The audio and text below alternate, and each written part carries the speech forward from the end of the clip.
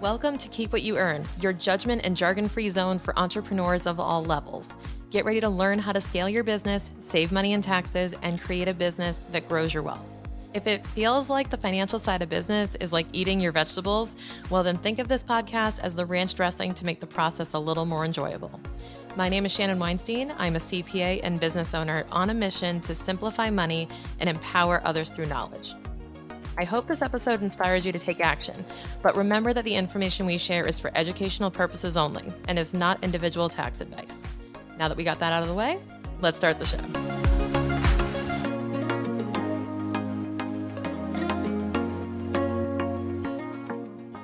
One of the things that I fundamentally believe you should do in your business when you interview, say, an employee, is have an evaluation of a values fit.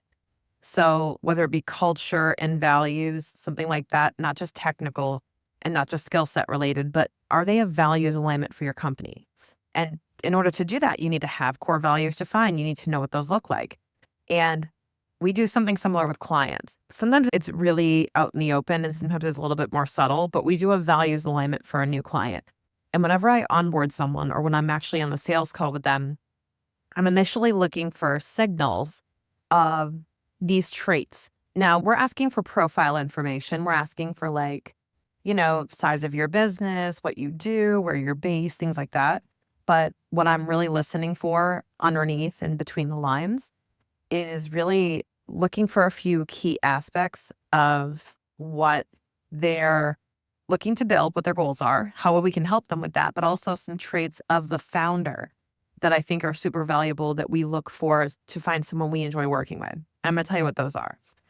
So the number one item is we look for a proven offer and a basically trend agnostic business. So we're looking for businesses that can kind of weather the thick and thin. I mean, rightfully so. We want to find a business that's sustainable, but mostly we don't want to find a business that's like riding a simple trend. We don't want to find like the Beanie Babies of it all, right? We want to find something that we can help grow into an asset, into a valuable asset, into something that is exitable or growable or actually an attractive purchase for a PE firm potentially. So our goal is to find something that is really, sticky in terms of a product.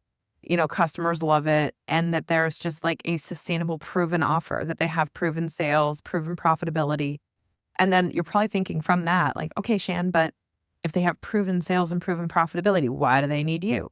Well, layering on top of that, we help a lot with cash flow and then fine-tuning that profitability, fine-tuning their growth to make sure they're maintaining that profit in their growth. They're hiring the right team members, paying them the right amount of money, et cetera.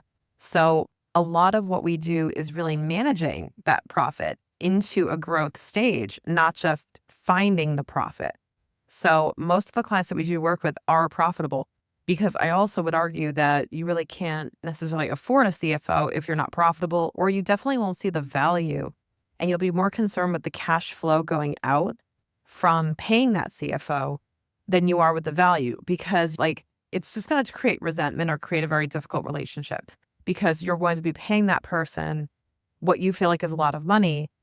And if you're already not profitable, you can kind of associate, the CFO with an expensive cost, right? Sunk cost. So we're looking for a proven offer with some established profitability or sustainability. The other thing we're looking for is a growth mindset, coachability. So the understanding that you may not know everything, somebody who's willing to check their ego at the door and be coachable.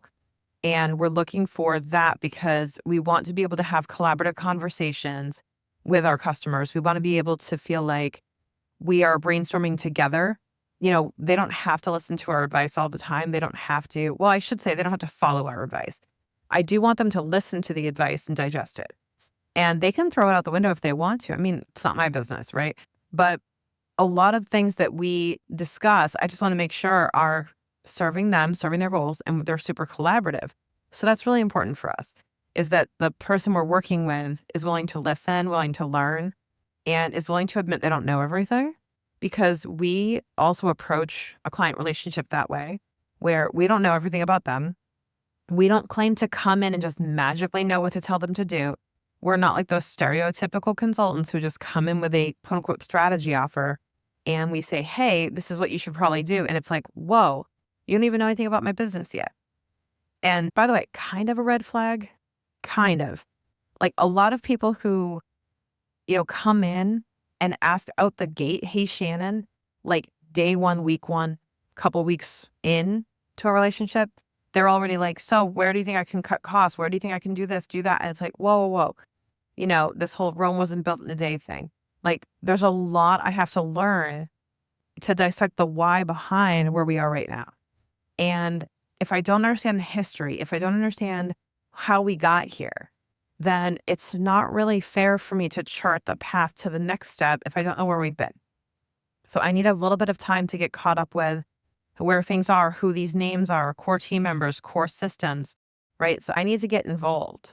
And it's going to be hard for me to give really valuable advice too soon in the relationship. So I think I would call it a red flag, but like not like I would turn away a client who did this, but I think it's an opportunity to educate empathetically and say, okay, I want to make sure our expectations are aligned because I need to dig a little bit deeper to feel confident answering that question or to be able to give you concrete advice. If you signed on to the service thinking you were going to get like the holy grail of information 2 weeks in, like, I'm so sorry. That is a very unrealistic expectation. And if I gave you any impression that that was the case, I apologize. But I try to make it really clear, by the way, in our engagement letters and through our sales process that like, you know, results take time. It's no different than hiring a personal trainer. And if you say, hey, I'm going on vacation to Miami in 3 weeks and I need to drop 20 pounds, they're going to be like, okay, you can't really do that. Definitely not in a sustainable way. Like, could you do that? I don't know. Maybe with some of those drugs that are out there, but it wouldn't be like results worth expecting, you know? So you have to level set on what expectations. So our big thing is collaboration, coachability, right? And being able to do that. Hey, did you know that you can actually see my face and watch this episode on YouTube? If you're not already subscribed to our YouTube channel, make sure you head over there and you subscribe and check out all of the guest episodes along with some of my solos. We're posting every single week on YouTube. See you there. And then the last thing we look for is what I call scars. So people who have been through thick and thin, people who have had ups and downs and made it out. I love working with business owners who have been there, seen that. Not to say like they all have to have a ton of experience, but I love it when a business owner comes in and they already have hit a few speed bumps or dead ends along the way and they can tell me where those were because it does shortcut the process. It shows that they're willing to take fast action, by the way, which is one thing that I've talked about a lot as a successful trait of our clients. So the willingness to take fast action shows up in the form of, well, they've made a lot of mistakes before and they've had a lot of lessons learned.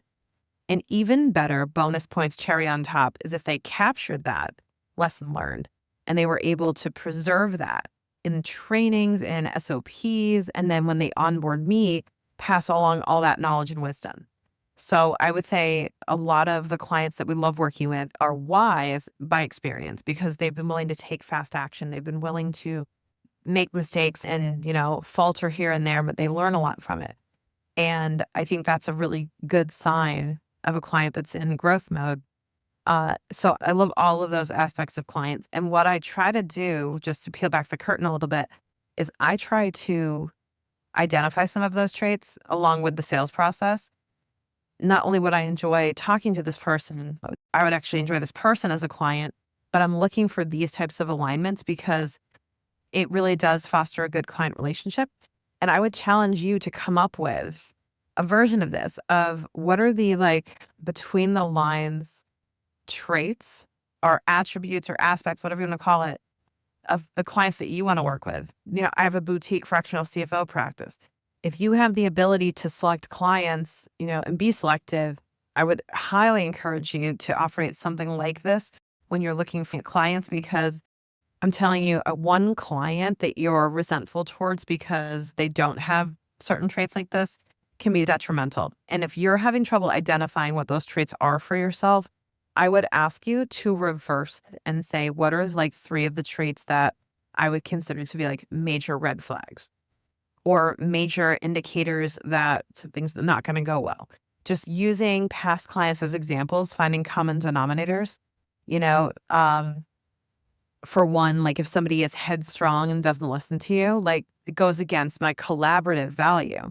You can word it in terms of value, but what you should probably do is just examine the negative side of it because I feel like that's more memorable. Like you'll remember when somebody was defiant towards you. So then it's like, how do you spin that and look for those traits that are the opposite of those things that you've noticed in behavior? And I think over time, you come up with a really clear list. And the sooner you can get clarity on that list, the sooner you're going to be able to identify and find those people. And, I've put it out there, put it out on the show, put it out into the universe saying, this is who I want. And it doesn't just serve me because it's what I want. It serves them because of how I show up for those types of people.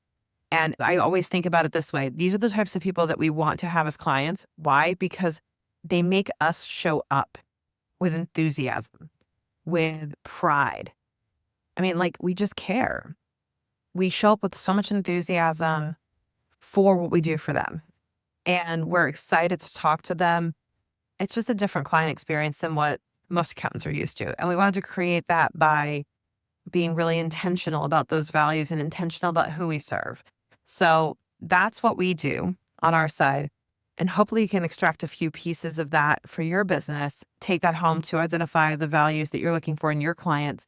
But also keep in mind that if you tell your employees, like when you're hiring, hey, this is what we look for in our clients, and then you tell your client that this is what you're looking for, then this is huge because then you can get really good referrals. And then you can also get really good people on your team that also align to this or value these types of traits, because then everybody is all connected.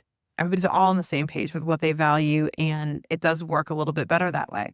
So if you can stitch together your culture, both clients and employees alike, on the foundation of, your core values or core traits that you think are successful in your business, then I think you're really set up for success there. When it comes to scaling your business, your core offer is the foundation of your success. If you're finding that your margins aren't exactly supporting the cost of running your business, well, it's worth taking a closer look at your pricing strategy and your direct costs to hack it and figure out what your constraint is. Sometimes all it takes is small adjustments, like fine-tuning your pricing or streamlining your expenses. These can make a huge difference. Join me for a power session and let's dive deeper into the profitability of your core offer. All the information is in the show notes below.